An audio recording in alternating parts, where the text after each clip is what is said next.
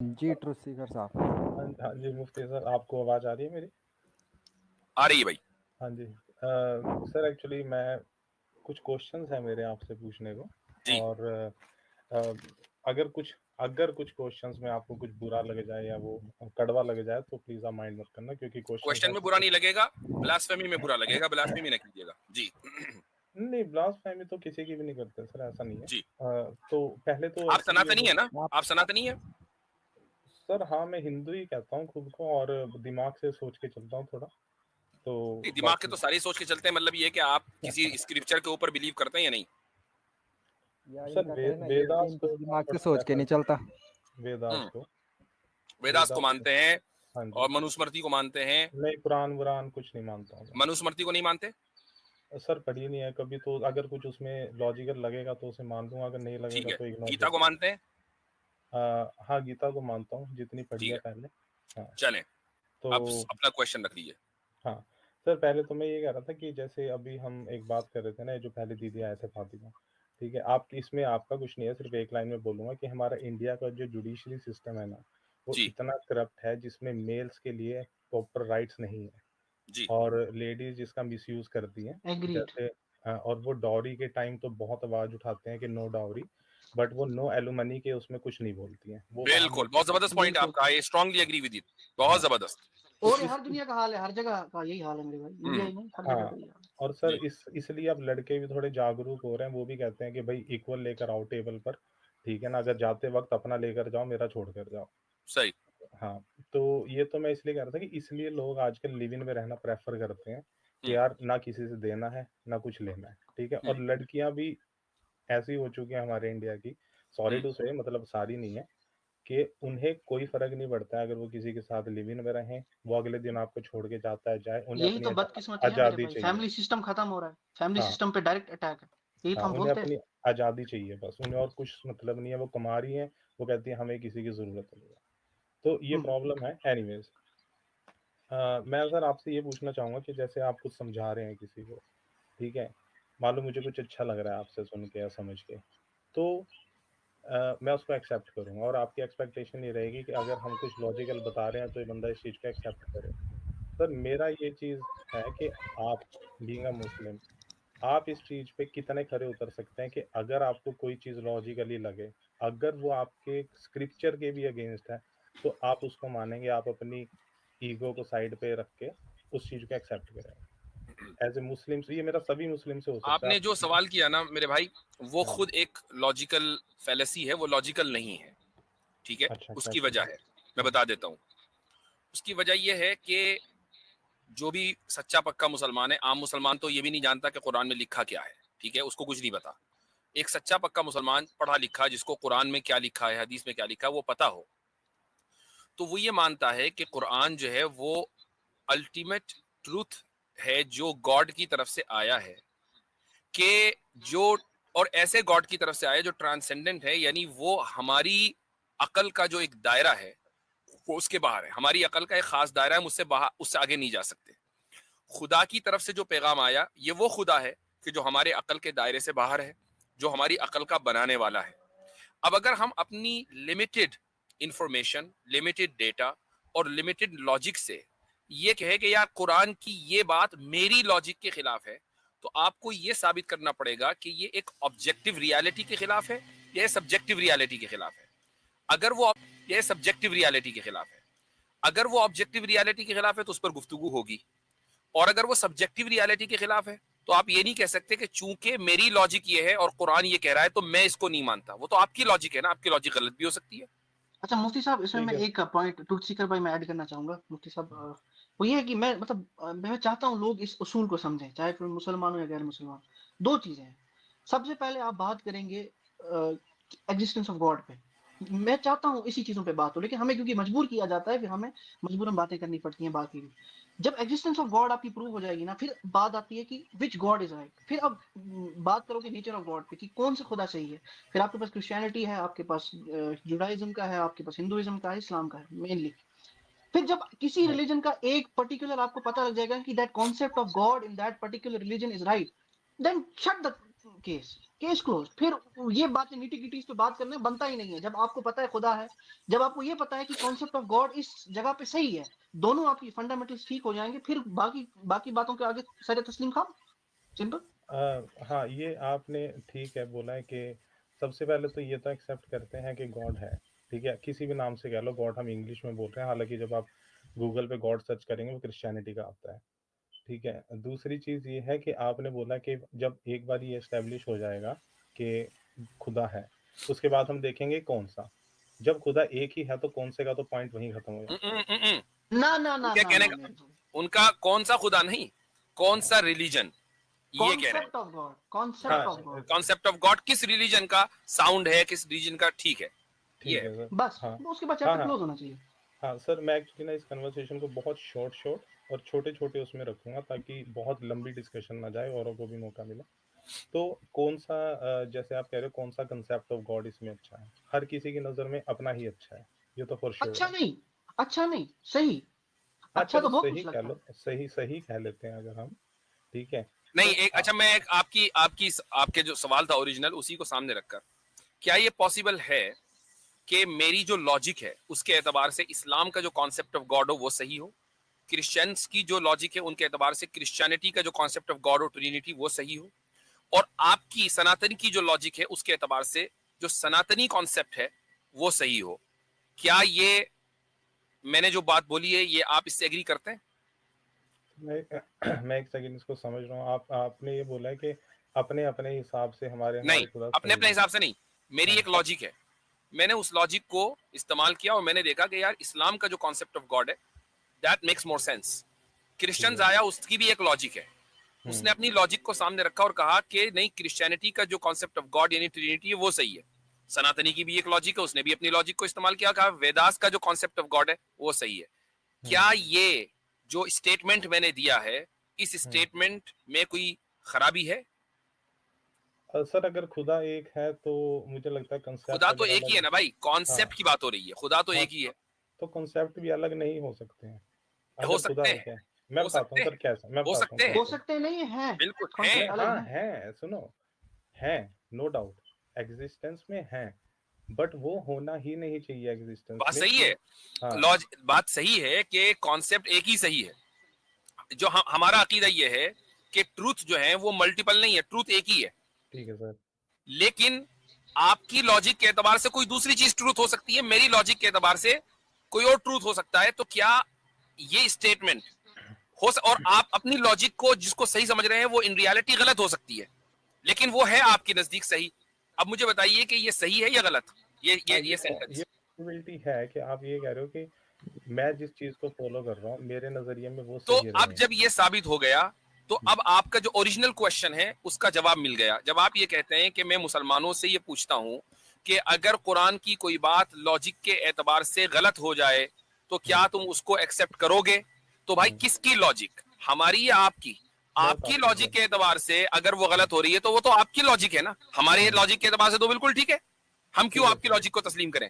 हाँ बिल्कुल सही कह रहे हैं आप, लेकिन उसमें ये है अगर आप मूर्ति पूजा के अगेंस्ट हैं कि उसकी कोई फोटो नहीं है उसकी, मैं कट्टर मूर्ति पूजक हूँ, ठीक है, और उसका रीजन यही है कि मूर्ति तो चलो भगवान नहीं है, ठीक है, वो हमें नहीं बचाएगा। लोग कहते हैं कि यार तुम्हें भगवान, जो मूर्ति अपने आप को नहीं बचा सकती वो तुम्हें क्या बचाएगी, ठीक है। ऐसे तो हम भी कहते हैं कि जो कुरान को, अगर कोई कुरान जला देता है, मतलब अनफॉर्चुनेटली, ठीक है, जो कुरान खुद को नहीं बचा सकी, परमात्मा उसकी किताब को नहीं बचा, तो कुरान कहाँ कहता है कि मैं खुद को बचाऊंगा? कुरान को हम कहाँ कहते हैं कि कुरान देने वाला है? हम तो कुरान की ना इबादत करते ना उससे मांगते। हाँ तो सर हम भी कुरान को सजदा करते। हिंदू भी ये नहीं कहता कि मूर्ति मुझे बचाएगी, कभी भी नहीं बोला आज तक। तो आपने फिर कुरान को इक्वेट कैसे कर दिया? क्या आपने देखा किसी मुसलमान को कुरान को सजदा करते हुए? सजदा मींस उससे कुछ मांगते हुए, प्रोस्ट्रेट उसने किया हो, उसके सामने हाथ जोड़ के खड़ा हुआ हो, उसके सामने झुका हो, कुरान के सामने नहीं, रिस्पेक्ट, कुरान की इबादत की हो, वर्शिप की हो। मैंने वो देखा है कि जैसे आप आंखों पे लगाते हैं, सर पे लगाते हैं, वो तो देखा, वो तो इज्जत करते हैं। आप अपने वालिदैन को अपने आंखों पे लगाएं, उनकी पेशानी पे बोसा दें, दैट्स अ डिफरेंट केस। लेकिन कुरान की इबादत नहीं होती। मूर्ति, आपने खुद ही कहा मूर्ति पूजा, आप मूर्ति की पूजा कर रहे हैं, हम कुरान की पूजा नहीं करते। हाँ तो ठीक, अगर हम मूर्ति पूजा करते हैं, अच्छा सर एक लाइन पहले से पहले सुनना। तो तो भाई पूजा करने का क्या मतलब है? पूजा करने का मतलब है वर्शिप, ठीक है? पूजा करने का मतलब है वर्शिप। अब मुझे एक बात बताइए, वर्दी ऑफ वर्शिप कौन है? क्या वर्दी ऑफ वर्शिप वो एक जात के जिसने इस पूरी कायनात को बनाया है, वो वर्दी ऑफ वर्शिप है, या वर्दी ऑफ वर्शिप वो पत्थर हैं जो खुद बने हुए हैं? बताइए वर्दी ऑफ वर्शिप कौन है? सर खुदा तो है ही है जो मेन है, और वो भी है। मान लो अगर मूर्ति किसी की है, कृष्ण जी की है, राम जी की है, ठीक है, हमारे पूर्वज रहे हैं, वो एंसेस्टर्स रहे हैं, हमारी हिस्ट्री से जुड़े रहे हैं, उन्होंने लोगों के लिए बहुत कुछ करा है, इसलिए उनकी पूजा होती है, ठीक है। उनसे मतलब वो गॉड नहीं है? हाँ, गॉड तो क्रिएटर हो गया ना सर, क्रिएटर इज डिफरेंट। तो आप राम जी और लक्ष्मण जी की पूजा कर रहे हैं ना, प्रॉब्लम वहां आ जाती है। भगवान मान के उनको क्रिएटर, तो आप उनकी पूजा क्यों कर रहे हैं? क्योंकि उससे हमें पॉजिटिव वो मिलती है जब हम किसी के साथ कंसंट्रेशन उसमें बैठते हैं। आप चाहे उनकी जोर से बोलिए, हटा भी दो, जोर से बोलिए, क्या मिलती है? Positive energy. अभी आ रही है आवाज? हाँ, पॉजिटिव एनर्जी मिलती है। ओके, अगर आपके सामने मूर्ति नहीं भी है, ठीक है, आप यहाँ ग्राउंड में, आपके पीछे पार्क है, आप यहीं बैठकर अपना ध्यान में लगाइए, कनेक्शन फील कीजिए, आप जिस भी भगवान को मानते हैं, ठीक है, आपका जो भी कंसेप्ट ऑफ गॉड है, आपका वो जो कनेक्शन, वो सिंक्रोनाइजेशन है ना यूनिवर्स के साथ। अच्छा, आपकी मेरे भाई, मैं इनसे बात करना चाहूंगा। ट्रुथ सीकर साहब, आप मुझे बस एक बात बताएं, कॉन्सेप्ट ऑफ गॉड पे हम आते हैं। अब भगवान की आप डेफिनेशन करें, भगवान को डिफाइन करें कि आपने अभी बताया ना क्रिएटर और भगवान में आपने एक डिस्टिंग्विशन किया, मतलब डिफरेंस लगाई। आप बताएं भगवान क्या होता है प्लीज। सर भगवान को तो हम लोग ऐसे मानते हैं कि जो अच्छे आचरण को धारण करने वाला, जो लोगों की मदद करे, उसे हम भगवान मानते हैं। ठीक है, देखें एक तो ये है कि आपके यहाँ कंसिस्टेंसी इस माना अगर नहीं है कि आप आएंगे एक डेफिनेशन देंगे, अगला बंदा आएगा दूसरी डेफिनेशन देगा, तीसरा बंदा तीसरी डेफिनेशन देगा, कोई एक चीज सेट नहीं है। Hinduism is not the name of a set of rules. तो पहली बात तो ये। दूसरी बात ये है कि अभी आपने ध्यान की बात की। जब आप ध्यान लगाते हैं, आप मैदान में बैठे हैं, कोई मंदिर नहीं है, ठीक है, आप अब ध्यान किसकी तरफ लगाते हैं आप? सर नॉर्मली तो कंसंट्रेशन जब हम करते हैं तो हम अपनी दोनों आंखों के बीच में, माथे के बीच में देखते हैं। जब आप उसके बाद 10-15 मिनट देखना शुरू करेंगे, हाँ ठीक है, अगर आप ओपन बैठे हैं तो आपको सिर्फ अपने आसपास की सराउंडिंग्स दिखनी शुरू होंगी माइंड में। जब आप मूर्ति के सामने बैठे हैं, आपको वो मूर्ति ही नजर में आती रहेगी। 10-15 मिनट बाद वो मूर्ति आपकी इमेजिनेशन से गायब होकर एक डार्कनेस हो जाएगी आपके माइंड में, ठीक है। तो वो आपका वो होता है कि जब आप तो जब आप एक ओपन एरिया में बैठकर बगैर मूर्ति के ध्यान लगा सकते हैं, और ध्यान किस पर लगा रहे हैं? खुदा पर, ईश्वर पर ना। खुदा पर लगा रहे हैं ना। तो अब आपको मूर्ति की जरूरत क्या है? नहीं, मूर्ति की जरूरत ऐसा नहीं है कि अगर आपके पास मूर्ति नहीं होगी तो आप कुछ नहीं कर सकते हैं, लेकिन मूर्ति होना भी पाप नहीं है। नहीं, यही तो फर्क है ना। यही फर्क है कि जब खुदा ये कह रहा है कि तुम मेरे पास डायरेक्ट पहुंचो। सर एक क्वेश्चन, तो आप मूर्ति के जरिए क्यों पहुंचते हैं? एक बात, पॉइंट नंबर 1। पॉइंट नंबर 2, क्या आप राम जी से, लक्ष्मण जी से, कृष्ण जी से, ये शिव जी से, ये जितने भी अवतार हैं आपके यहाँ खुदा के, आप इनसे मांगते हैं या नहीं मांगते? इनकी पूजा करते हैं या नहीं करते? ठीक है सर, मैं इसका आंसर दूंगा। आपने पहले बोला कि खुदा कहता है कि तुम मेरे, सर वो कह कैसे सकता है? उसका मुंह है ही नहीं। जब अगर उसका मुंह है तो फिर वो बॉडी वाला हो गया। ओके, मैंने एक किताब लिखी और उसमें मैंने एक सेंटेंस लिखा, तो जब मुझे कोई कोट करेगा ना तो वो ये कहेगा मुफ्ती साहब ने अपनी किताब में ये कहा, जबकि मैंने मुंह से नहीं कहा, मैंने तो लिखा। तो ये तो हमारी, तो इसको तो छोड़ दीजिए, ये एक अलग डिस्कशन है।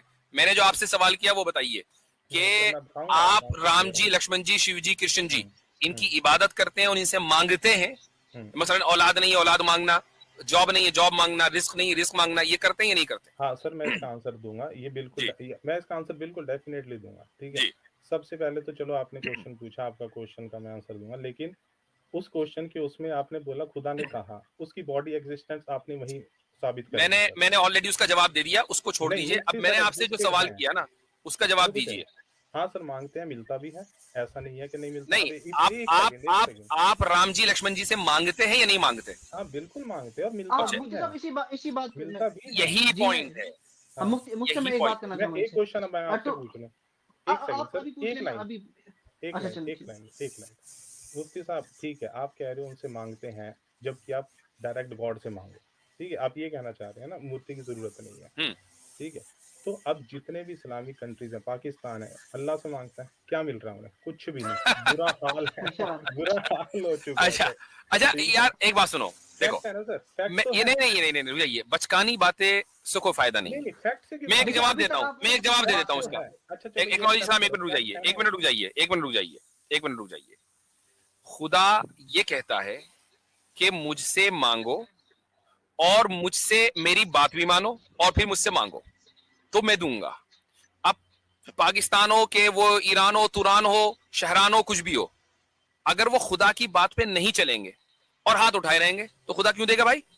एक मुल्क इस वक्त दुनिया के तकरीबन 80 अक्सर मुमालिक इंक्लूडिंग पाकिस्तान सूद के निजाम की और सूद की दलदल के अंदर फंसे हुए हैं। ठीक है, IMF के सामने कि जी हमें 2 बिलियन दे दो, 4 बिलियन दे दो, सूद पे सूद चला जा रहा है। ठीक है, तो उन्होंने खुदा के निजाम को मुस्तरद करके शैतान के निजाम को इख्तियार कर लिया, मांग रहे हैं खुदा से। तो भाई ये भी शैतान से मांगो ना। ये है मसला। आप खुदा आपकी दुआ जब कबूल करेगा जब खुदा की बात मानोगे। खुदा की बात मानते नहीं और दुआ करेंगे मेरी कबूल नहीं हो रही है, तो आपके सवाल का जवाब है। असल बात यह है, आपने इस बात को एडमिट किया कि आप राम जी, लक्ष्मण जी, शिव जी, कृष्ण जी, इन लोगों से आप मांगते हो। ठीक है, अब मुझे एक बात बताइए कि जिसके पास जो कुछ है वो खुद उसका अपना नहीं है, खुदा का दिया हुआ है, तो आप उससे क्यों मांग रहे हो? डायरेक्ट खुदा से क्यों नहीं मांगते? मैं एक मिसाल देता हूं आपको। मान लीजिए आपको मुझसे पैसे की जरूरत है, मैं वैसे मिसाल दे रहा हूं हाइपोथेटिकल। ठीक है, मेरे पास कुछ पैसे रखे हुए हैं 10,000 रुपए, आपको 10,000 रुपए चाहिए। ठीक है, मैं ये कहता हूं भाई ये 10,000 रुपए मेरे नहीं है, मैंने खुद कर्जे पे ले रखे हैं, एक्नॉलेज इस्लाम से। एक्नॉलेज इस्लाम बड़े मालदार आदमी है, उनके पास पैसे हैं। तो अब बताइए आप मुझसे कर्जा मांगेंगे या सीधे एक्नॉलेज इस्लाम के पास जाएंगे जिसके पास अपने पैसे हैं? तो जो राम जी, लक्ष्मण जी, कृष्ण जी, शिव जी, जब इनका एग्जिस्टेंस अपना नहीं, जो कुछ उनके पास है वो उनका अपना नहीं, वो खुद क्रिएटर नहीं, खुदा उनका क्रिएटर है, तो फिर आप खुदाई से क्यों नहीं मांगते डायरेक्ट? आप इनसे क्यों मांग रहे हैं? सर मैं दूं जवाब इसका, बट प्लीज आप पेशेंस के साथ सुनना जी। ठीक है, देखो एक चीज मैं आपको बता दूं, अगर आप और मेरे व्यूज नहीं मिलते हैं, इट डजंट मीन कि आप गलत हो गया, मैं गलत हो गया। ठीक है, अब कितने ऐसे भी, चलो ठीक है मैं आपको इसका आंसर देता हूँ। आपने बोला कि आप उनसे मांगे, डायरेक्ट मांग सकते हैं, खुद मांग सकते हैं। ठीक है, जब हम एक मूर्ति के सामने बैठते हैं, मेरा फोकस उसमें है सारा। ठीक है, तो मेरा जो सिंक्रोनाइजेशन है मेरी बॉडी एनर्जी का, वो यूनिवर्सल एनर्जी के साथ होता है। ठीक है, आपको ये चीज डेफिनेटली समझ पड़ेगी कि यूनिवर्स में हमारे एक एनर्जी एग्जिस्ट करती है और हमारी बॉडी में भी एक एनर्जी एग्जिस्ट करती है। जब वो आपस में तालमेल पे बैठेंगे तभी आपका रेडियो स्टेशन चैनल पकड़ेगा। आप मूर्ति रखें ना रखें उसमें कोई प्रॉब्लम नहीं है, वो ऐसा नहीं है कि उसके बिना हो ही नहीं पाएगा। ठीक है, जब आप छत पे चढ़ेंगे आप ये नहीं कह सकते हो सीधा छत पे छलांग मार दो, सीढ़ी भी लगा सकते हो, अगर आपकी जंप हाई है आप वो भी कर सकते हो। तो इसमें ये नहीं है कि आप यही चीज पे अड़े रहो कि उसकी जरूरत है ही नहीं, सीढ़ी तुम्हें चाहिए ही नहीं। ठीक है भाई, सीढ़ी से जाऊंगा मैं, मेरे से इतनी ऊंची छलांग नहीं लगती है। तो ये अगर आप इस चीज से नहीं एग्री करते हैं वो आपका पर्सनल मैटर है। पता है रीजन उसका क्या है? आप दूसरे का जो मेजरमेंट कर रहे हैं, मान लो किसी के पास दूध है, आप दूसरे का मेजरमेंट दूध का अपने डोलू के हिसाब से कर रहे हैं, अपने मेजरमेंट के उसके हिसाब से कर रहे हैं। तो भैया फिर आप अपने आप को कॉन्ट्रडिक्ट ना करें। शुरू में जब आप आए थे तो आपने ये कहा था कि मैं मुसलमानों से पूछता हूं कि कोई चीज अगर लॉजिक के खिलाफ हो जाए कुरान में, तो कुरान को आप फिर क्यों मानते हैं? आप लॉजिक को तस्लीम क्यों नहीं करते? तो अगर वो लॉजिक आपके डोल के एतबार से है तो हम कुरान को क्यों गलत माने? Point number 1। पॉइंट नंबर 2, मैंने आपसे सिंपल से एक सवाल किया कि आप राम जी, लक्ष्मण जी से वो चीज क्यों मान रहे हैं जो उनकी अपनी नहीं है, उसका आपने अभी तक जवाब नहीं दिया। मैंने बताया तो आपको सर, वो नहीं दिया। नहीं मुफ्ती साहब, इनका तुलसीकर भाई आप मेरी बात सुनिए प्लीज, मैंने आपका सुन लिया। मैं मुफ्ती साहब इनको यही कह रहा था कि अभी आपने लास्ट टाइम मैंने आपसे पूछा कि आप राम जी और शिव जी को भगवान क्यों मानते हैं, तो आपने बोला कि इसलिए क्योंकि वो सबकी हेल्प करते हैं, इजंट इट? अच्छे गुरु का आचरण करने वाला जो लोगों की हेल्प करे उसे भगवान कहते हैं। आपने पूछा भगवान की डेफिनेशन। हाँ ठीक है, हाँ बिल्कुल। तो अब मुझे आप बात एक बताएं कि भगवान जो है आपके अकॉर्डिंग वो होगा जो सबकी हेल्प करेगा। सबकी हेल्प वो करेगा जो ऑल पावरफुल होगा, इजंट इट? हाँ ठीक है, तो क्या शिव जी ऑल पावरफुल है? सर ऐसा नहीं होता कि ऑल पावरफुल। अगर आप एक पॉलिटिकल लीडर नहीं नहीं नहीं, नहीं आप देखिए शिव जी जो है उनको सब हिंदू जो उनको पूजा करते हैं, सब करते हैं ना। हाँ, वो अलग बात है, बाकियों की भी करते हैं। शिव जी सब हिंदुओं की पूजा करते हैं। क्यों करते हैं पूजा उनकी? कि ये हमें कुछ देंगे, he will give us something, that means they think he is all knowing, is Shiv ji all knowing, मुझे बस आपसे ये पूछना। और अगर ऑल नोइंग नहीं है तो उनसे फिर पूजा करके क्या फायदा? नहीं, ऑल नोइंग वो होगा जिसका ब्रेन होगा, पहली चीज, ठीक है। ये सर ये आप नहीं, एक ये सेकंड, आप पता ये क्या करते आप हैं? कहाँ से लेकर आते हैं? यानी मैं आप जो है बताता ये हूँ। फॉल्स इक्विवेलेंस बोलते हैं इसको। नहीं, जो चूंकि भी आप बोलते हैं इसको। चूंकि आप खुदा को अपने जैसा मान रहे हैं कि वो एक इंसान होगा, जब आप उसका मान ब्रेन रहे हो नहीं सर, है तो वो ऑल नोइंग नहीं हो आप सकता। मान रहे हो। भाई अभी तो आपने कहा ना कि ऑल नोइंग वो होगा जिसका ब्रेन हो। मेरे को बीच में तो काट दिया नहीं ना आपने मुफ्ती सर, साहब, एक पूरी सेकंड, तो चलिए इसको बात भी ठीक कर आपने लेते मेरी हैं। सुनी चले नहीं। वो ट्रुथ सीकर से मैं आपकी बात में एग्री करता हूँ। ऑल नोइंग को साइड में रखें, वो ऑल पावरफुल होंगे ना, जो हेल्प कर सकता है सबकी, वो ऑल पावरफुल होगा ना, कि वो ऑल पावरफुल होगा जिसकी बॉडी होगी। मैं इसका एक बार, अगर आप इसको एज ए बॉडी में देख रहे हैं तो डिफरेंट होगा, अगर आप इसको एक नहीं, स्पिरिचुअल उसमें देख रहे मैं हैं तो आपसे सिंपल डिफरेंट सवाल होगा। करता हूँ। मैं आपसे सिंपल सवाल करता हूँ, क्या शिव जी ऑल पावरफुल हैं या नहीं? हाँ या ना?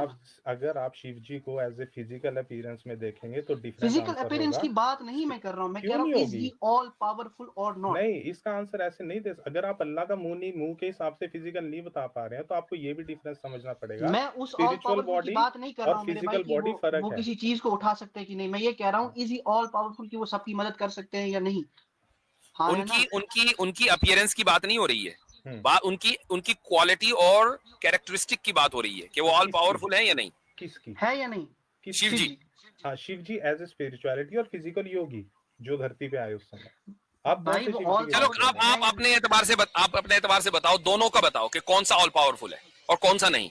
सर जो सुप्रीम क्रिएटर है वो पावरफुल है, ठीक है, ऑल पावरफुल है। वो ऑल पावरफुल है। अच्छा, शिव जी ऑल पावरफुल है, वो सुप्रीम क्रिएटर है। अगर आप उसको सुप्रीम उसकी उसमें लेकर जा रहे हैं तो हाँ है, तो वो ऑल पावरफुल है। किस में लेके जा रहे हैं? अगर आप उसको स्पिरिचुअलिटी के वे से देख रहे हैं। What do you mean spirituality? Sir अच्छा ठीक है, इसका आंसर मैं आपको अभी दे देता हूँ। जैसे आप अल्लाह को देखते हैं, ऑल जिसका फेस नहीं है, मुंह नहीं है, बट फिर भी वो कहते हैं कि मैंने दोनों हाथों से एडम को बनाया। उनकी फिजिकल बॉडी नहीं है, आप मानते हैं इस चीज को, ठीक है, वो एक मतलब एक डायलॉग के रूप में कह लो, बोलते हैं हम लोग उस चीज को।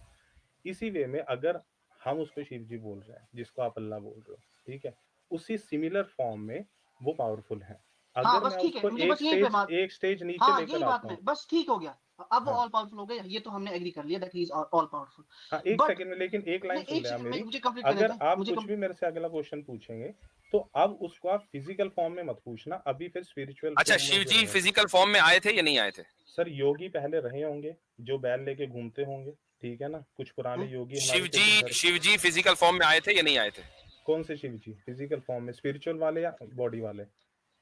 जो जिनको भी आप शिव जी कहते हैं, अच्छा, शिव चलो जी मैं कई बताता सारे हूँ। हैं। ठीक है, शिव मुझे जी लग रहा आपके यहाँ है कई सारे हैं। आप कंफ्यूज हो रहे हैं। देखो, आप अल्लाह है, अल्लाह स्पिरिचुअल फॉर्म में है, मतलब उनकी बॉडी नहीं है, आप मानते हैं चीज। अब कोई बंदा पैदा हो गया धरती पे, उसका नाम भी अल्लाह रख दिया किसी ने, ठीक है, या वो भी अल्लाह ही है, अच्छा क्योंकि अभी नहीं नहीं किसी नहीं, वो हम एक बात नहीं सेकंड कर सर, रहे हैं। मैं आपको एक सेकंड मुझे आपकी चलिए बात ठीक समझ आ है, रही है। ठीक है, एक नॉलेज इस्लामी को कंप्लीट कर लीजिए। एक बंदा धरती पे पैदा हो गया, उसका नाम अल्लाह रख दिया एक किसी ने। सेकंड चलो सर, आगे। एक सेकंड, हाँ जी। ठीक है। अभी धरती पे कोई ह्यूमंस नहीं है, कुछ नहीं है, ठीक है। अब एक ही नाम एग्जिस्ट होता है अल्लाह का, आपका जो भी परमात्मा है उस समय, तो उसका नाम किसी पे रखेंगे जो ऑलरेडी एग्जिस्टेंस में। तो अगर उनका नाम शिव जी है, अब वो योगी हो गए, वो धरती पे फिजिकल फॉर्म में एक ह्यूमन है, ठीक है, उनके पास अपनी शक्तियां, अपनी पावर्स हैं। जैसे आप हैं सर, आप 20 किलो का उठा लेंगे, मैं 5 किलो का उठा लूंगा, एक्नॉलेज इस्लाम 50 किलो, अपनी बॉडी फॉर्म में उनकी डिफरेंट एनर्जी होगी। तो ये पहले डिफरेंस आपको समझ आ गया, तो सर अब तो अगला क्वेश्चन मैं आप ये जानना चाह रहा हूँ कि वो जो शिव जी आपके यहाँ जो कैरेक्टर है, जिनकी आप तस्वीर बनाते हैं, ये एक ह्यूमन थे, ये खुदा नहीं थे, राइट? जैसे मैं और आप हैं ऐसे ही थे वो भी। नहीं, हम तो कंपैरिजन नहीं कर सकते उनके साथ, लेकिन हाँ, हाँ वही बहुत उसी पे मतलब आ रहा हूं मैं मुफ्ती साहब। भाई फिजिकली तो हम ही, जैसे हमारी फिजिकल बॉडी, हमारे पास कुछ स्ट्रेंथ, कुछ पावर है, ऐसे ही उनके पास भी कुछ स्ट्रेंथ, कुछ पावर होंगी, फिजिकल बॉडी उनके पास भी होगी। आप जैसे अपने आप को प्रॉफिट मोहम्मद से कंपेयर नहीं कर पाएंगे, क्योंकि डिफरेंट हो रहा है। नहीं, इंसान होने में हम बराबर हैं, वो भी इंसान है, हम भी इंसान है, वो भी पैदा हुए, हम भी पैदा हुए। उनके पास भी जिस्मानी एतबार से कुछ ताकतें थी, हमारे पास भी है। हो सकता है कि उनके पास बढ़ी हुई ताकतें हमारे पास कम हो, लेकिन वो ऑल पावरफुल नहीं थे, ये हमें पता है। हाँ, अब आपने बोल दिया ना जी। अब देखें, अब देखें, आप हम और आप इस बात पे मान गए कि spiritually speaking Shiv ji is all powerful, है ना? हाँ, स्पिरिचुअली, हाँ, ठीक है। हाँ, अब हम दूसरी बात पे आते हैं। दूसरा एट्रीब्यूट ये आता है कि अगर कोई बंदा ऑल पावरफुल है लेकिन वो ऑल नोइंग नहीं है, तो उसके ऑल पावरफुल होने का कोई फायदा नहीं है। क्यों? नहीं, ऑल नोइंग क्या होता है सर? ऑल नोइंग क्या होता है? जिसको सब कुछ पता है। सुन लीजिए, अब सुन लें आप। मैंने हिंदी की टर्म्स जानना चाह रहा हूँ ना सर, हिंदी की टर्म्स मुझे जाननी है ना कि ऑल नोइंग का मैं वही समझा रहा हूँ, मैं वही समझा। हाँ, वही बिल्कुल जो सबको। अब मैं इसकी बात आपको समझाता हूँ क्यों। अगर मेरे पास कोई इंसान आता है और मेरे पास बहुत पावर है और वो मुझे बोलता है मेरी मदद करो, लेकिन मुझे पता ही नहीं है कि इसकी मदद क्या करनी है, कैसे करनी है, तो मेरे ऑल पावरफुल होने का क्या फायदा होगा? ठीक है, तो अब दूसरी बात पे हम आते हैं। Shiv ji is all powerful, हमने एग्री कर लिया। क्या Shiv ji is all knowing? Yes और नो? अच्छा, नहीं, इसका आंसर यस और नो में नहीं हो पाएगा। इससे पहले मुझे आपको एक चीज जरूर अब समझानी आप पड़ेगी। यहीं पे देख लें कि हमारा कॉन्सेप्ट कितना क्लियर है। जब हम खुदा को कहते हैं ऑल पावरफुल, अगर आप हमसे पूछते हैं कि क्या खुदा ऑल नोइंग है, हम खट से कहते हैं कि यस। सर मैं इसका बताता हूँ, आंसर यस में है। उसका रीजन अगर ये मान है। लीजिए, अगर खुदा के ताल्लुक से भी आप इतनी मोटी मोटी चीजें, मैं हर बात को नहीं कह रहा हूं, लेकिन इतनी मोटी मोटी चीजों का अगर आप यस और नो में जवाब नहीं दे सकते, तो फिर कॉन्सेप्ट के अंदर कुछ गड़बड़ी है। क्योंकि आपका ब्लाइंड फेथ है, मेरा ब्लाइंड नहीं है। ठीक है, चलो ठीक ये है, तो बोल ये दो, आपकी लॉजिक है ना, नहीं, ये आपकी आप लॉजिक है। आपकी लॉजिक को हम क्यों माने? मुफ्ती साहब बोले अच्छा, आप ठीक है। समझे ऑल नोइंग? ऑल नोइंग है या नहीं है, इतना तो बता दें। Spiritually speaking, not physically speaking, spiritually sir इस चीज का पर्सनली नहीं, मैं आंसर नहीं दे सकता, मुझे नहीं पता है, क्योंकि उसकी एग्जिस्टेंस किसी को नहीं पता है अभी तक। ठीक है, हम उसको जान ही नहीं पाए हैं, जब हम उसको जान ही नहीं पाए हैं। अच्छा, एक्नॉलेज इस्लाम साहब, इस ऑल नोइंग अगर ये कहते तो आप क्या कहते, और ना कहते तो आप क्या कहते, तो उसको वो बता दीजिए। इससे पहले मैं एक चीज आपको बोलूं। नहीं, रुक जाइए, ट्रूथ सीकर, मैं जरा एक्नॉलेज इस्लाम को कहूंगा। अच्छा, ठीक है, आप अपनी बात मुकम्मल करें कि चूंकि ये तो कह रहे हैं कि इनको पता नहीं है। अब आपके पास दो ऑप्शन है एक्नॉलेज इस्लाम साहब, कि शिव जी ऑल पावरफुल तो हैं लेकिन ऑल नोइंग भी हैं। ठीक है, option number 1। Option number 2, all powerful है, ऑल नोइंग नहीं है। इन दोनों ऑप्शंस में आप क्या कहना चाहेंगे? ऐड की मुफ्ती साहब, मैं ये कहना चाहूंगा ट्रूथ सीकर साहब से नहीं, ऑडियंस से, कि ट्रूथ सीकर साहब क्योंकि इस वक्त जंबल कर रहे हैं वर्ड्स को, नो डाउट, मगर एक आम सनातन ट्रूथ सीकर एक मिनट खामोश हो जाइए, मैं आपको मौका दूंगा। प्लीज सुन लीजिए। फ्रैंकली स्पीकिंग, एक आम सनातनी को ये लगता है कि शिव जी भगवान है, भगवान मीन गॉड। ठीक है, ये आम सनातनी जितने भी हैं उन सबका। अगर अभी हम मान लेते हैं बात की Shiv ji is all powerful and all knowing, let us suppose that, और मैक्सिमम को यही, अगर आप किसी लेम सनातनी से पूछने जाएंगे वो यही बात बताएगा, कॉमन सेंस है। अगर किसी को भगवान मान रहे हैं तो he must be all knowing. तो हम उनसे सवाल करेंगे कि जिस वक्त पार्वती जी ने गणेश जी को बनाया और शिव जी को उन्होंने रोका, गणेश जी को, और शिव जी को गुस्सा आया और उन्होंने अपने गणेश जी की गर्दन का जो है वो सरतन से जुदा कर दिया, तो फिर उस वक्त हम ये कहेंगे कि गॉड को क्यों नहीं पता था कि वो मेरा बेटा है? If God is all knowing, point number 1। Point number 2, option number 2, अगर गॉड ऑल नोइंग या शिव जी ऑल नोइंग नहीं है, then that means कि he is not God और he is not worthy of worship। वो फिर ऑल पावरफुल भी नहीं है, वो और पावरफुल भी नहीं है। एग्जैक्टली जी, ठीक है। अब आप देखें, अब आप ये कह रहे हैं कि जी आपका ये ब्लाइंड फेथ है, जबकि हम अपनी लॉजिक के एतबार से एक चीज को मानते हैं। आप उस लॉजिक को मुस्तरद कर सकते हैं। I mean you have all right to reject my logic. ठीक है, बिल्कुल ऐसे ही जैसा कि मुझे यह हक है कि मैं आपकी लॉजिक को रिजेक्ट कर दूं। लेकिन आप आकर किसी आम मुसलमान से यह सवाल करें, यार तुम लोगों का ये बड़ा अजीब बात है कि जैसे ही कुरान की हर बात मानोगे चाहे वो लॉजिक के खिलाफ हो। भाई किसकी लॉजिक के खिलाफ? आपकी लॉजिक को तो दुनिया ने देख लिया। और ट्रुथ सीकर साहब, मैं आपको ये भी बता दूं, इसका जवाब जो है सनातनी देते हैं, मुझे वो जवाब पता है। I am not being dishonest. वो जवाब ये देते हैं, एक सेकंड ट्रुथ सीकर, मैं अपनी बात मुकम्मल करता हूं, फिर आप बात। वो ये कहते हैं कि this is something symbolic and stuff like that. But जब आप वो दलील पढ़ेंगे ना, फिर आप आंखें खोल के पढ़ना, कोई बायस दिमाग में ना रखना, और फिर इस्लाम का कॉन्सेप्ट ऑफ गॉड पढ़ना, फिर आपका दिल ही खुद कहेगा। क्योंकि एक इंसान के अंदर कोई चीज होती है, उसको कॉमन सेंस बोलते हैं, नेचर बोलते हैं, फितरा बोलते हैं। एक लास्ट चीज, उसके बाद मैं अगला कॉलर लूंगा, काफी देर हो गई ट्रुथ सीकर आपसे बात करते हुए। आपको टाइम दूंगा, आप दोनों चले, आप अपना रिबेटल कर लीजिए 1 मिनट, और उसके बाद फिर लास्ट पॉइंट रखूंगा। जी, नहीं सर, आप बोले, मैं लास्ट पॉइंट रख लूंगा, कोई नहीं, आप रखिए, आपको इजाजत दे रहा हूँ जी। अच्छा ठीक है सर, 2 मिनट देना फिर है। ठीक है, तो आपने जैसे बोला कि आपको मेरा कोई लॉजिक नहीं समझ आता, तो ठीक है, मैं रिजेक्ट कर सकता हूँ। तो मेरा फिर एंड में फिर से यही क्वेश्चन ही आता है कि तो आप अपने आप को इतना ओरिजिनल कैसे बताते हैं? क्योंकि मैंने आपकी पर्सनली नहीं, मतलब बहुत लोगों की ये सुनी है कि 2 + 2 एक सेकंड सर, क्योंकि हमारी लॉजिक के एतबार से हम ओरिजिनल है ना। एक सेकंड ना सर, कि 2 + 2 4 है, ठीक है, ये तो सबको पता है। लेकिन अगर कोई 2 + 2 5 बता रहा है, मैं मानूं या ना मानूं, वो मेरा पर्सनल हो गया। ठीक है ना, तो यही चीज मैं कह रहा हूँ, आप मेरे फेथ को रिजेक्ट कर सकते हैं, बिल्कुल ठीक है, मेरा बिल्कुल राइट है कि मैं आपके फेथ को रिजेक्ट कर सकता हूँ, क्योंकि उसमें भी अभी किसी ने बोला था कि आपने मिसाल गलत दी भैया। 2 + 2 = 4 और = 5 की मिसाल गलत है। उसकी वजह यह है कि 2 + 2 = 4 एक ऑब्जेक्टिव रियलिटी है। हम इस्लाम में कोई भी चीज ऑब्जेक्टिव रियलिटी के खिलाफ नहीं है। ठीक है, तो ये 2 + 2 = 5 की एग्जांपल ही गलत है। पॉइंट सिंपल पॉइंट ये है कि आप ये कह रहे हैं कि हम अपने आप को ओरिजिनल क्यों समझते हैं, क्योंकि हमारी लॉजिक के एतबार से हम ओरिजिनल हैं इसलिए समझते हैं। ठीक है, आप इस लॉजिक को मुस्तरद कर दीजिए। हाँ बिल्कुल करते हैं सर, बिल्कुल करते हैं। कोई मसला नहीं है, हम तो कोई मसला नहीं है, चीज को मानते हैं कि अगर कोई इशू नहीं है, कोई मूर्ति नहीं है, कोई कुछ नहीं है, तो वो बोल भी नहीं सकता। वो तो अब मैं लास्ट चीज आपसे कह रहा हूँ, आपको मैंने टाइम दे दिया, उसके बाद मैं इंशाल्लाह दूसरे बंदे को लूंगा। देखिए, इस्लाम और ये तमाम लोगों के लिए है, इस्लाम ये बिलीव करता है कि खुदा तक पहुंचने का रास्ता सीधा है, इस रास्ते पर चलो सीधा, खुदा मिल जाएगा, खुदा तक पहुंच जाओगे, खुदा से कनेक्ट हो जाओगे। हिंदुइज्म में क्या है, इधर देखो उधर देखो, इधर से शॉर्ट टर्म मारो, उधर से डिटोर लो, वहां से ऐसा ही है। और यही वजह है कि आपके यहाँ राम भी है, लक्ष्मण जी भी हैं, विष्णु जी भी हैं, कृष्ण जी भी हैं, उनके अवतार भी हैं, उनकी मूर्तियां भी हैं। कभी आप इधर मूर्ति को देख रहे हैं, कभी आप उधर मूर्ति को देख रहे हैं, हम किसी को नहीं देख रहे हैं। हमारे नजदीक क्या है, सिर्फ अल्लाह है। हम डायरेक्ट अल्लाह से मांगते हैं, अल्लाह को पूछते हैं, अल्लाह की इबादत करते हैं। उसके अलावा हम रसूलुल्लाह सल्लल्लाहु अलैहि वसल्लम की भी इबादत नहीं करते, उनको भी नहीं पूजते, ठीक है। कुरान की इबादत नहीं करते, कुरान को नहीं पूजते। ये बात ये इस्लाम का कॉन्सेप्ट है, हिंदुइज्म के लिए झूठ मत फैलाएं सर। आप खुद ही साबित करके जा रहे हैं भाई, झूठ क्या आप खुद ही कहकर जा रहे हो कि हम राम से भी मांगते हैं, लक्ष्मण जी से मांगते हैं, विष्णु जी से भी मांगते हैं, तो आप सबसे मांग रहे हैं ना, आप सबसे ये आप सबसे मांग रहे हैं, अल्लाह से आपको कुछ सबसे मांग रहे हैं। अच्छा, आपने जो भी मांगा, एक मिनट, आपने जो भी मांगा ये कह रहे हैं मिलता भी है, और क्या एक हिंदू जो भी मांगे राम से लक्ष्मण से, क्या उसको मिलेगा? अगर ऐसा होता ना तो आज हर हिंदू अंबानी होता। ठीक है, अच्छा, वो सुन नहीं रहे थे इसलिए मैंने उनको, हाँ नहीं ठीक है, वो ठीक है। मुफ्ती साहब, तो यही कॉन्सेप्ट हर जगह होगा जी। मुफ्ती साहब, हालत खराब हो जाती है, पसीना आ जाता है, क्योंकि पता नहीं होता ना कि सामने से क्या बोलेंगे। हर एक बंदा आके कुछ ना कुछ बोल देता है। अभी मैंने इनको बोला ऑल नोइंग ऑल पावरफुल, नहीं पता नहीं, हाँ ऐसे नहीं वैसे नहीं। आई मीन देखिए, मैं सिंसियरली आपसे बात कर रहा हूँ, आई एम नॉट मतलब making a joke of you, कि आप देखें कि कॉन्सेप्ट ऑफ गॉड जो इतना, जिसका फलसफा ही कुछ इतना खतरनाक हो कि किसी की समझ में ना आए, और जिसकी समझ में आए वो अलग अलग आए, तो वो सही होगा कि एक सही होगा कि इल्ला नाबुदु इल्लल्लाह, एक ही अल्लाह, सही, ला इलाहा इल्लल्लाह।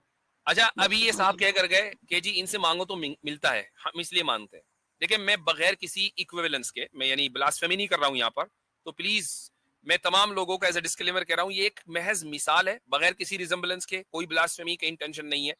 एक मिसाल, चूंकि जाहिर डिस्कशन में मिसाल दी जाती है। एक आदमी किसी जगह जा रहा है और रास्ते में उसको एक डाकू मिला, और डाकू के पास पानी है, ये आदमी भूखा है, प्यासा है। इसने डाकू से कहा कि डाकू जी मुझे आप पानी दे दें। डाकू ने उसको पानी दे दिया, उसकी प्यास बुझ गई। तो क्या करें, अब डाकू को ही अन्नदाता मान लें? क्या इस पानी देने की वजह से डाकू का स्टेटस डाकू होने से खत्म हो जाएगा? वो अभी भी डाकू रहेगा, चूंकि काम तो उसका डाका जनी है ना।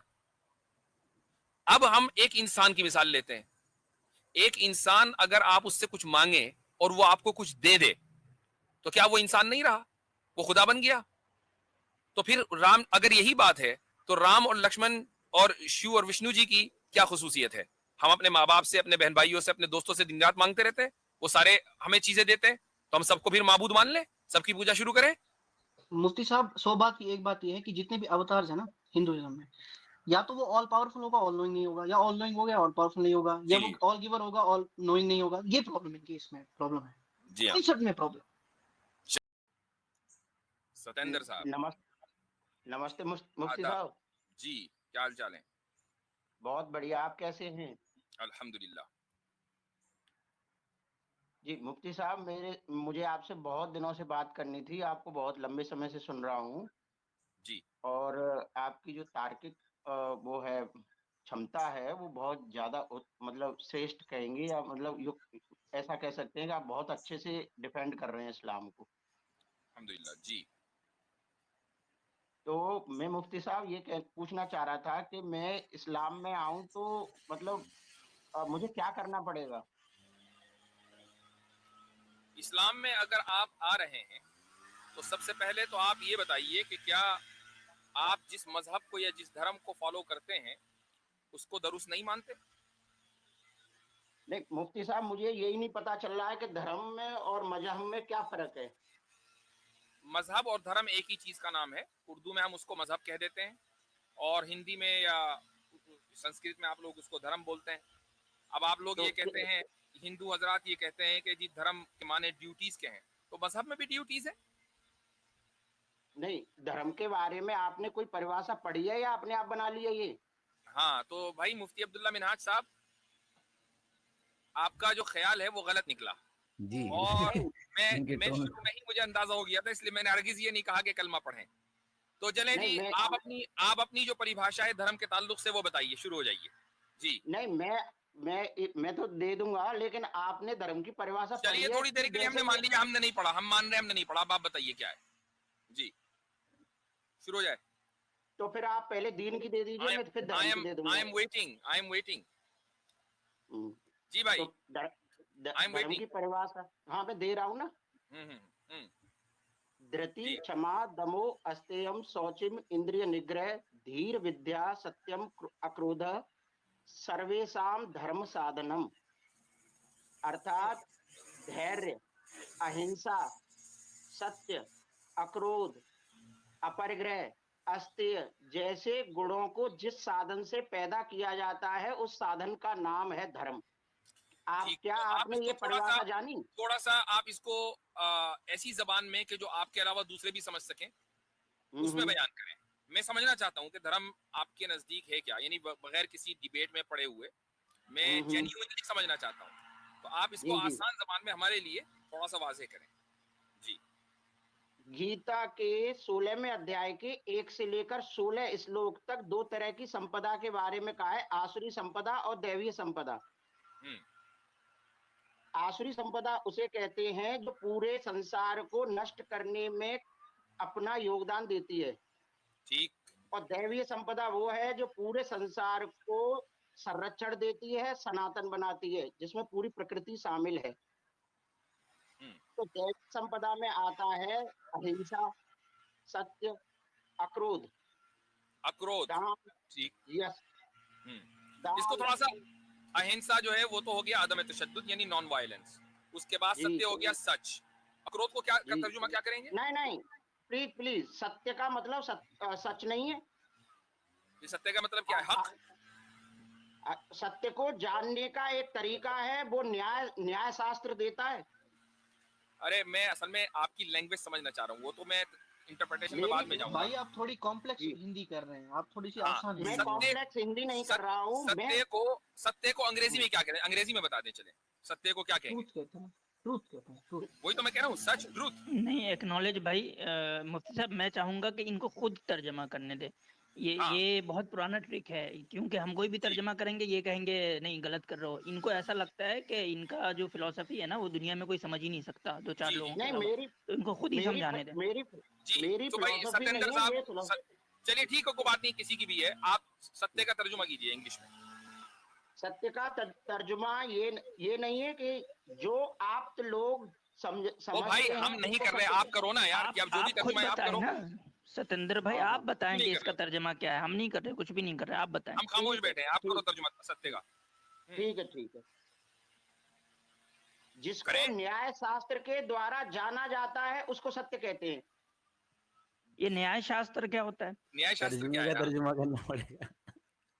सांख्य, न्याय, वैशेषिक और योग, ये 4 शास्त्र हैं, इनके द्वारा धर्म को जाना जाता है। न्याय शास्त्र क्या है? न्याय शास्त्र क्या है? तो आप जब इतनी चीजें नहीं जानते और आप धर्म के बारे अरे भाई हम जानते नहीं जानते, ये हमारा मसला है। हम आपसे पूछ रहे हैं, आप जन्माए ना हमें, आप यहाँ पर आए हो धर्म, मिस्टर चैंपियन ऑफ धर्म, तो आप थोड़ा बताएं कि न्याय शास्त्र किसको कहते हैं आपके यहाँ, तभी तो हम स्क्रूटनाइज करेंगे ना। हम थोड़ी देर के लिए मान रहे हैं कि आप जो भी कह रहे हैं हम नहीं जानते, थोड़ी देर के लिए हमने तस्लीम कर लिया। अब समझ लीजिए कि आप सत्य फैलाना चाहते हैं, आप सनातन सारे गृहस्थी को सनातनी बनाना चाहते हैं, तो आप समझाएंगे ना सामने वाले को भाई इस तरह मैं सनातनी बनाऊंगा, तो बताइए। न्याय शास्त्र सत्य को जानने के रास्ते या तरीके या वे का नाम है। न्याय शास्त्र सत्य के जानने के तरीके का नाम है, और सत्य को जानने के तरीके का नाम है। अच्छा, और सत्य क्या है? सत्य क्या है? न्याय शास्त्र से जाना जाए। इसको कहते हैं उसमें इन्फिनिट साइकिल। के अच्छा सत्य कहते हैं। इनसे पूछें कि ये न्याय शास्त्र क्या है? न्याय शास्त्र क्या है? नहीं नहीं, क्या है न्याय शास्त्र? आसिम भाई ये कह रहे हैं न्याय शास्त्र वो है जिसके जरिए सत्य को जाना जाए। भाई सत्य क्या है? जो न्याय शास्त्र से जाना जाए। ये है इन्फिनिट साइकिल, और इन्फिनिट साइकिल एक लॉजिकल फैलेसी है, आपको पता है। तो आपका जो धर्म है वो आपके बकौल लॉजिकल फैलेसी के ऊपर टिका हुआ है भाई। एक एक बात मैं कह रहा हूं कि आप जितनी भी बातें कर रहे, एक सेकंड एक कहना चाहूंगा। जब आप कहते हो कि धर्म और दीन बराबर है तो इसे बोलते हैं फाल्स चलिए थोड़ी देर के लिए हम मानने नहीं बराबर है, हमने मान लिया आपकी बात। आप जहां से भी शुरू करना चाहते हैं मैंने एग्री कर लिया थोड़ी देर के लिए for the sake of argument, नहीं बराबर है। आप अपने धर्म का इंट्रोडक्शन जो दे रहे हो ना भाई, वो फैलेसीज अपॉन फैलेसीज है, आपको पता है। नो नो नो नो, मुफ्ती साहब मैं इनसे 2 मिनट थोड़ा बात करना चाहता हूँ। Please please. सत्येंद्र साहब थोड़ा बताएं वो यानी कि न्याय शास्त्र क्या है जिससे सत्य को जाना जा सकता है? वो न्याय शास्त्र क्या है? न्याय शास्त्र 16 एलिमेंट हैं या 16 स्टेप्स हैं जिन पर आधारित है। पहला वो न्याय है शास्त्र प्रज्ञा। नहीं, वो मतलब किन किताबों में है? वो किस किताब में है? न्याय शास्त्र गौतम ऋषि के द्वारा लिखा गया है न्याय शास्त्र। किस किताब में है? नाम तो बताएं उसका ना हमें। अरे न्याय शास्त्र उसका नाम है जिसके लेखक गौतम ऋषि हैं। अच्छा, तो न्याय शास्त्र के अलावा में सत्य नहीं मिल सकता हमें? नहीं नहीं नहीं जाना जा सकता। अच्छा, तो गीता से भी नहीं जाना जा सकता? यानी ना तो गीता से भी नहीं जाना, महाभारत कहीं सत्य नहीं, मतलब गीता से सत्य नहीं जाना जा सकता फिर? नहीं, गीता से सत्य नहीं जाना जा सकता, न्याय शास्त्र से सत्य जाना जाएगा। अच्छा ठीक है, तो आप ये कह रहे हैं कि बौद्ध भी जो है वो सत्य पे नहीं है आपके अनुसार? बौद्धिस्ट लोग भी सत्य पे नहीं है? जैनियों भी जो है वो भी सत्य पे नहीं है? बौद्ध संगठन है और संगठन सत्य जानने का रास्ता नहीं वो होता। सत्य से दूर हैं, वो सत्य से दूर हैं आपके हिसाब से? नहीं, सत्य देखो, अभी हमारी बात हो रही है कि सत्य को कैसे जाना जाए, तो सत्य को जानने का तरीका है न्याय शास्त्र। हाँ, न्याय शास्त्र। बौद्ध तो न्याय शास्त्र को मानते ही नहीं, सत्य को जानने का तरीका। कौन नहीं मानते? कौन नहीं जानते? बौद्ध तो नहीं मानते ना कि न्याय शास्त्र जो है वो सत्य को जानने का तरीका है, या जैनी तो नहीं जानते ना कि न्याय शास्त्र जो है वो बौद्ध यानी कि सत्य को जानने का तरीका है। तो मतलब वो भी हमारी तरह अधर्मी है आपके हिसाब से? नहीं, अधर्मी नहीं कहा मैंने। देखो, आप अपनी उसको स्ट्रॉमैन फैलेसी ना चलाएं। मतलब जो धर्म जो यानी धर्म से दूर होगा, यानी कि जो सत्य से दूर होगा। आसिम भाई, स्ट्रॉमैन फैलेसी इसका मतलब ये आदमी इंग्लिश से या फैलेसी से नाबलद नहीं है। स्ट्रॉमैन फैलेसी तो जानता है। तो भाई सर्कुलर रीजनिंग फैलेसी भी आप जानते होंगे, तो आपने वो फैलेसी क्यों की? नहीं, जिस तरह से आप फाल्स इक्विवेलेंसी को करते हो ना, फैलेसी को, कि धर्म और दीन एक होता है, उसी तरह से मैं कह रहा हूं कि आपने अभी थोड़ी देर पहले सर्कुलर रीजनिंग की या नहीं की? नहीं, मैंने कोई नहीं किया। आप बताइए। आपने कहा कि सत्य वो है जो न्याय शास्त्र से जाना जाए। अभी न्याय शास्त्र क्या है? न्याय शास्त्र वो है जो सत्य को पहचानवाए। तो ये सर्कुलर रीजनिंग नहीं है? अब मैं इसको आगे बढ़ा रहा हूँ ना। मैं सर्कुलर रीजनिंग में किसी भी सर्कुलर रीजनिंग हो गई कि नहीं हो गई? नहीं नहीं नहीं, सर्कुलर रीजनिंग नहीं। A depends on B, B depends on A, A depends on B, B depends on A. Circular reasoning हुई या नहीं हुई? मैं उसको छिपा नहीं रहा मुफ्ती साहब। सत्य डिपेंड्स ऑन न्याय शास्त्र, न्याय शास्त्र डिपेंड ऑन सत्य। अब मुझे बताइए सर्कुलर रीजनिंग है कि नहीं? मुफ्ती साहब, मैं छुपा नहीं रहा, मैं न्याय शास्त्र को आपके सामने रखना चाहता हूँ बस। हाँ, पहले रख दीजिएगा। पहले इतना मान लीजिए कि जो अभी आपका स्टेटमेंट है वो सर्कुलर रीजनिंग है या नहीं है, इसको तस्लीम कर लें पहले, फिर आगे बढ़ेंगे। क्या आप ये तस्लीम करना चाह रहे हो कि फाल्स इक्विवेलेंसी पर आप काम कर रहे हो, धर्म और दीन को बराबर करके? नहीं, हमने तो कोई फॉल्स इक्विवेलेंसी नहीं की है। आपने दुनिया ने देखा कि आप एक सर्कुलर रीजनिंग का आपने स्टेटमेंट दिया है, आप इसको तस्लीम करें और फिर आगे चलें। अच्छा, यदि आप फाल्स इक्विवेलेंसी को तस्लीम कर लेंगे, मैं भी तस्लीम कर लूंगा, कोई दिक्कत नहीं है। हो सकता है कि हम तस्लीम कर लें आगे चलकर, चूंकि जब आप धर्म को बता देंगे कि धर्म अलग है और दीन अलग है, ठीक है, और आप इसको साबित कर देंगे, हो सकता है हम तस्लीम कर लें। मैं इस मामले में ओपन माइंडेड हूं, लेकिन अभी आप चूंकि अभी ताजा आप सर्कुलर रीजनिंग करके आए हैं, इसको तस्लीम कर लीजिए जी। तो नहीं, जैसे आप कीजिए, मैं तो ओपन माइंडेड हूं, ठीक है। आपने सर्कुलर रीजनिंग की है, आप इसको तस्लीम करें, आगे बढ़ें। मैं अपनी फॉल्स इक्विवेलेंस फैलेसी को तस्लीम करने के लिए ओपन हूं, बशर्ते कि आप इसको साबित कर देंगे, वो आप बाद में साबित करेंगे, लेकिन पहले इस चीज को माने। फाल्स इक्विवेलेंसी बिना धर्म की और उसकी, वो तो आप बाद में साबित करोगे ना भाई, वो आप बाद में साबित करोगे ना। पहले जो फैलेसी आपने कमिट की है, आप उसको एक्नॉलेज करें। नहीं, आप तो बरसों से इस बात को कहते चले आ रहे हो कि धर्म ठीक है, वो आप मैं आपको अपॉर्चुनिटी दूंगा ना कि आप इस चीज को वो डिबंक करें, आपके पास अपॉर्चुनिटी है आज, लेकिन आप इस चीज को तस्लीम करें फिर आगे बढ़ें। जी नहीं, हाँ चलो मैंने तस्लीम कर लिया, चलो तस्लीम कर लिया कि भाई सर्कुलर रीजनिंग इन्होंने दी है अपने धर्म को समझाने के लिए, तो धर्म आपका सर्कुलर रीजनिंग नहीं, धर्म को नहीं, देखो फिर आप इंस्ट्रूमेंट फैलेसी कर रहे हैं, धर्म को नहीं, आगे प्लीज चलिए, प्लीज, आगे चलिए, धर्म को नहीं, धर्म को नहीं, आगे चलें। धर्म को नहीं, न्याय शास्त्र के बारे में बात चली थी। वो धर्म उसी आपके धर्म का कंपोनेंट है ना, सत्य के बगैर धर्म है? आप पहले तो आप धर्म की मुझे बताइए, मुझे एक बात बताइए कि धर्म आपका सत्य के बगैर है? धर्म सत्य नहीं है, धर्म से सत्य पैदा होता है व्यक्ति के अंदर। सत्य धर्म का कंपोनेंट है या नहीं है? किसका? धर्म का कंपोनेंट सत्य है या नहीं है? सत्य मनुष्य का गुण है। ओ भाई, धर्म का कंपोनेंट है, धर्म किन चीजों से मिलकर बना है, उनमें सत्य है या नहीं है? यम नियम आसन प्राणायाम प्रत्याहार, किन चीजों से धर्म मिलकर बना है, उनमें सत्य है या नहीं है? धर्म किसी से नहीं बना, धर्म अपने आप में विधायक सत्य है, एक ऐसे तरीके का नाम है जो लोगों के अंदर ठीक दैवीय संपदा तो धर्म सत्य है। अभी थोड़ी देर पहले ये कह रहे थे कि धर्म सत्य नहीं, चलो हमने मान लिया धर्म सत्य है। अब जो धर्म सत्य है, उस सत्य के को समझाने के लिए आपने सर्कुलर रीजनिंग की, तो धर्म सर्कुलर रीजनिंग के ऊपर डिपेंडेंट हुआ कि नहीं हुआ? अरे मुफ्ती साहब, अब आप चाह रहे हो कि इसको नैगिंग करके इसको आउट करूं, क्योंकि आपको पता है आपको बिल्कुल भी कुछ भी नहीं मालूम। आउट आप ऑलरेडी हो चुके हैं, अपने एक्नॉलेज कर दिया, खुद एक्नॉलेज कर दिया। मुफ्ती साहब, ये पता है ये कब होता है? ये तब होता है जब एक ऐसा धर्म हो जिसमें हर एक को कुछ भी कहने की इजाजत हो, कुछ भी डेफिनेशन बनाने की इजाजत हो, तो फिर यही होता है। जी हाँ, नहीं होता है। अच्छा एक बात बताइए कि ये जो महाभारत की लड़ाई हुई थी, ये धर्म के मुताबिक थी, चुका उसमें तो वो दबाकर अहिंसा हुई, हिंसा हुई, अहिंसा तो नहीं थी उसमें। लाशें गिरी, लाखों नहीं करोड़ों मर गए, जानवर मरे, पेड़ पौधे कटे, इंसान मरे, तो क्या वो ठीक है? जी, आप धर्म के बारे में बात कर रहे हैं या इतिहास के बारे में बात कर रहे हैं? आप मुझे बता दीजिए कि क्या महाभारत की जो जंग थी वो धर्म के मुताबिक थी कि धर्म के खिलाफ थी? धर्म के मुताबिक थी। तो फिर अगर आप ये कह रहे हैं कि महाभारत में जो करोड़ों लोग मरे, उनका मरना जस्टिफाइड था, बिल्कुल ठीक था, तो फिर आपने अपने आप को मतलब मुफ्ती साहब ये कह रहे हैं कि एक तरफ ये कह रहे हैं कि अहिंसा और हिंसा एक साथ जमा हो सकते हैं, यानी कि वो यही कह रहे हैं कि ये कह रहे हैं कि अहिंसा जो है वो धर्म का पार्ट है, लेकिन वो हिंसा को भी धर्म करार दे रहे हैं एक ही साथ। मुझे बोलने देंगे? यानी ये अहिंसा के चैंपियन हैं, करोड़ों आदमियों को मार के। वाह भाई, अब मुझे बोलने देंगे मुफ्ती साहब? जी, आप ही बोल रहे हैं इतनी देर से, जी बोलिए। आप एक धैर्य का एक लक्षण तो रखिए, धर्म का धैर्य तो रखिए थोड़ा सा। जी। तो मैं ये कहना चाह रहा हूं कि धर्म हमारे अंदर अहिंसा, अपरिग्रह, दान ऐसे गुण पैदा करने के तरीके का नाम है, धर्म संगठन नहीं है। जबकि एक बात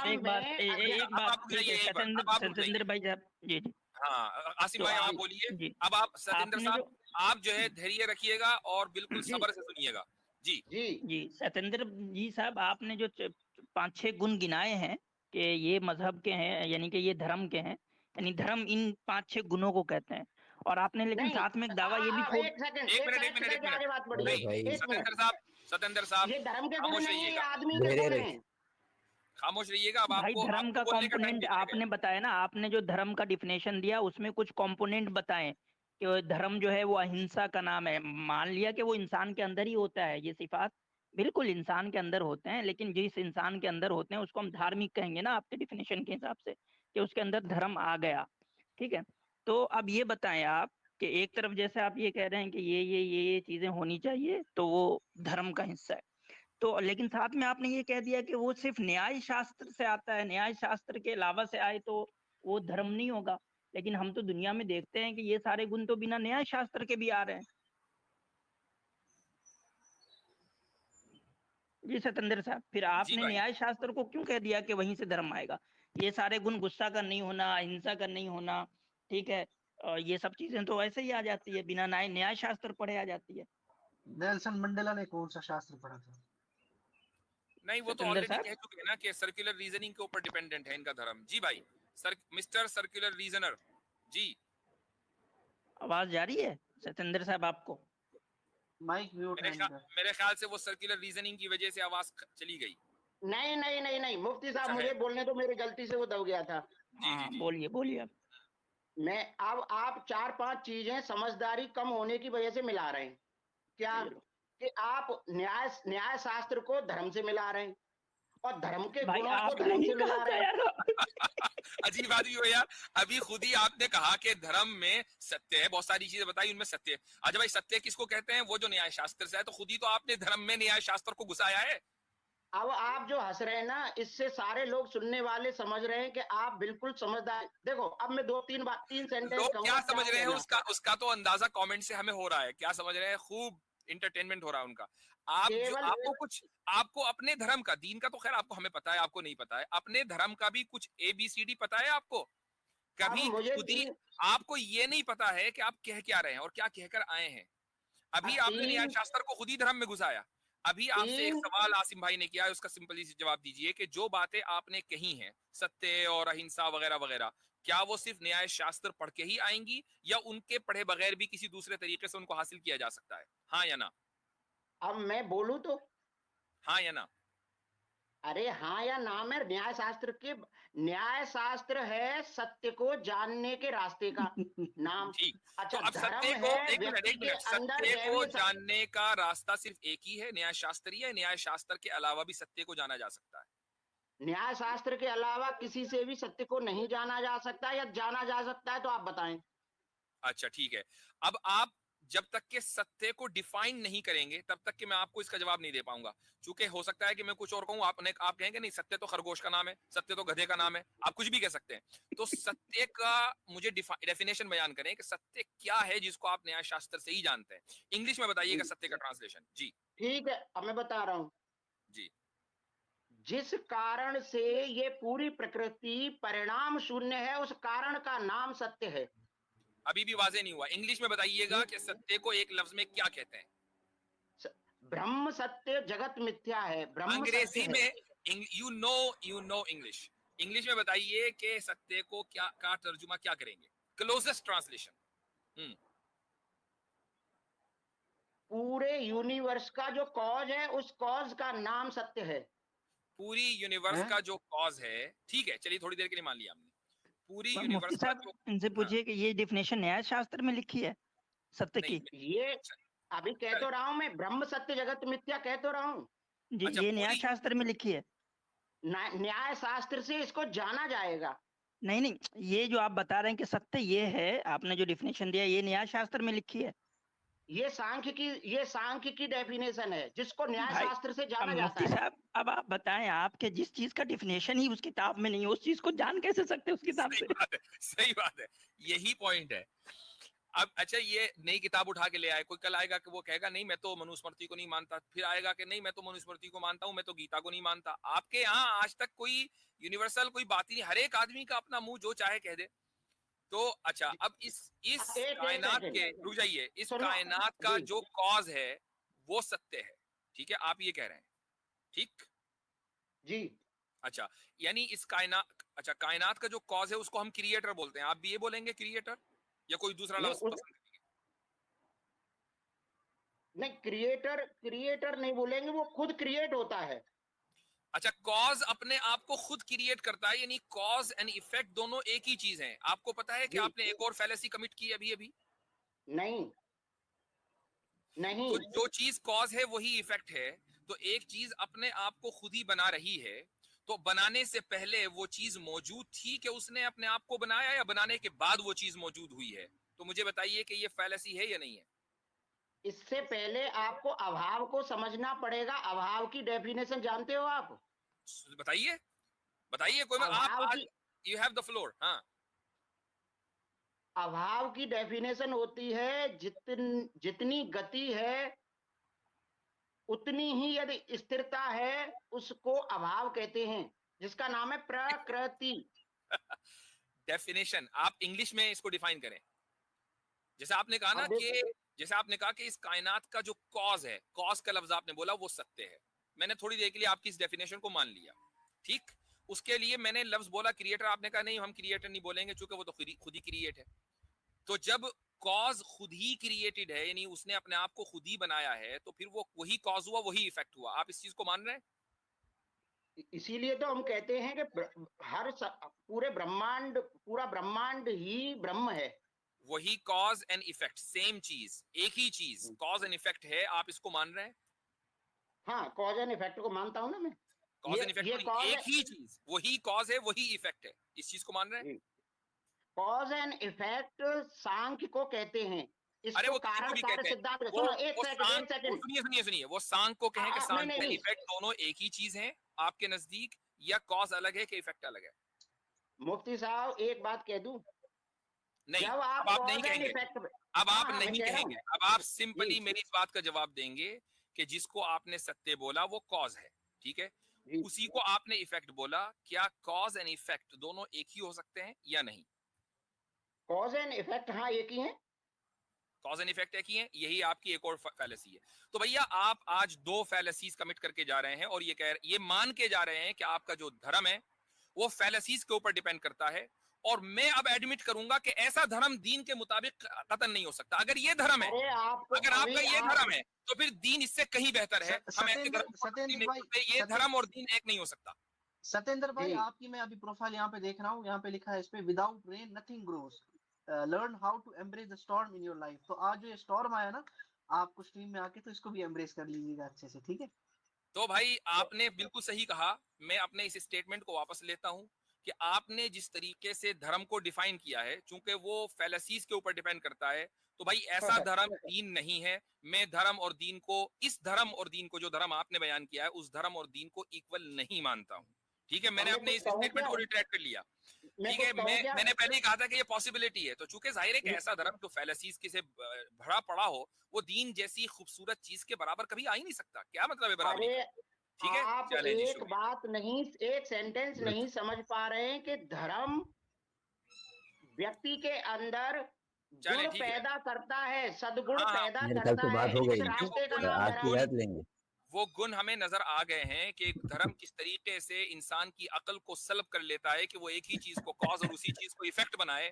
तो ये अगर ये धर्म है तो भाई इस धर्म आप ही को मुबारक है। इसीलिए हम चाहते हैं कि सब लोग जो हैं वो कन्वर्ट होकर सही दीन पर अमल करें, ताकि कम से कम अकल तो उनकी बेदार हो। ठीक है हजरत, मैं इजाजत चाहूंगा अब। अच्छा ठीक है।